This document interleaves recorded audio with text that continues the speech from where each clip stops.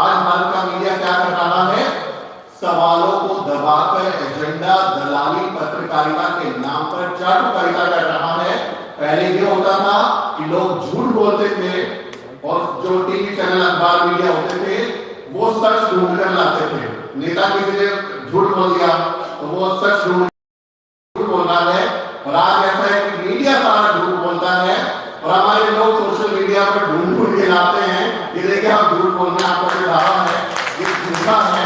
तो ये फर्क आया है, ये भारत के मीडिया में फर्क आया है। और भय का माहौल तो ऐसा है कि वो दिन को भी रात कह देंगे और रात को भी सुबह कह देंगे और कह देंगे कि राजा की जो राज में सब कुछ कुशल मंगल है, सब चंगा सी, सोने का ये देश बन गया है, फिर से सोने की चिड़िया बन गई है। हमारे यहाँ तो कोई तकलीफ है ही नहीं। हमारे वो कोरोना की वजह से मर रही हैं, ना हमारी महिलाएं सफल महिलाओं से 14 साल पहले मर रही हैं, ना हमारे लोगों को घर मिल रहे हैं। वो आपको ऐसा माहौल बना देंगे कि एकदम बढ़िया, कुछ नहीं, सब कुछ अच्छा, एकदम शानदार हमारा देश बन गया है। ये काम वो कर रहे हैं जिसे आसान भाषा में सिर्फ है, इसके अलावा और कोई शब्द ही नहीं है उनके लिए।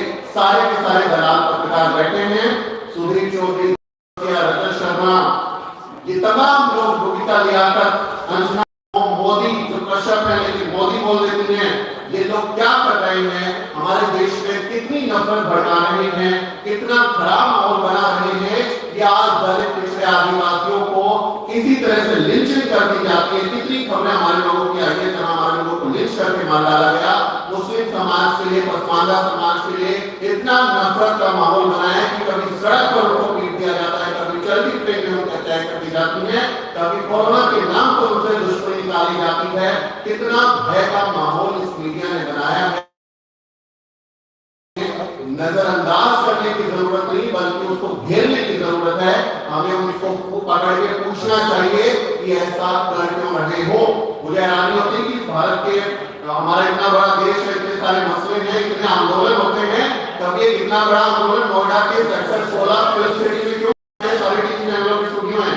किसी दिन हमारे देश के लोगों को, जनता को लेकर जाना चाहिए सड़कों पर, वहां टीवी चैनल के स्टूडियो को घेर लेना चाहिए। इस देश में जो आप नफरत का माहौल बना रहे हैं, इस देश में जो बहुजनों के खिलाफ काम कर रहे हैं, इस देश में जो आप सरकार की चाटुकारिता कर रहे हैं, बहुत हो गया, अब इससे ज्यादा करने की जरूरत नहीं है। एक बड़ा आंदोलन भारत के टीवी मीडिया स्टूडियो के दफ्तरों के बाहर भी करना ही चाहिए। ये इसकी बहुत जरूरत है। कभी ये लोग सुधरेंगे, सुधरने वाले नहीं है, क्योंकि भारत का मीडिया हमेशा चंद जातियों के कंट्रोल में रहा है। आज पेरियार साहेब का परिनिर्वाण दिवस है, उनकी आज का डेथ एनिवर्सरी है।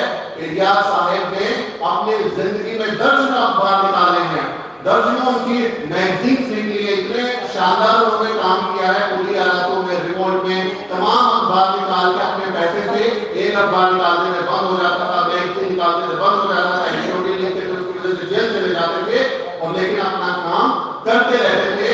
क्यों करते रहते थे? क्योंकि जो बाकी मीडिया है वो हमारे लोगों की बात नहीं करता था, वो हमारे मसलों को पता नहीं था, वो हमारे जो समस्याएं हैं उस पर कोई ध्यान नहीं देता था। बाबा साहेब डॉक्टर अम्बेडकर की जिंदगी के बारे में आप लोग बहुत सारी चीजें जानते हैं कि बहुत शानदार उन्होंने काम किया, संविधान बनाया, अर्थशास्त्री थे, एजुकेशनिस्ट थे, महिलाओं के लिए काम करने वाले फेमिनिस्ट थे, लेकिन वो एक बहुत शानदार जर्नलिस्ट भी थे। उन्होंने अपनी जिंदगी के 35-36 साल पत्रकारिता को दिए हैं, वो भी हमें याद करने की जरूरत है। 31 जनवरी 1920 मूक नायक का पहला संपादकीय लिखा, मूक नायक अखबार उन्होंने निकाला।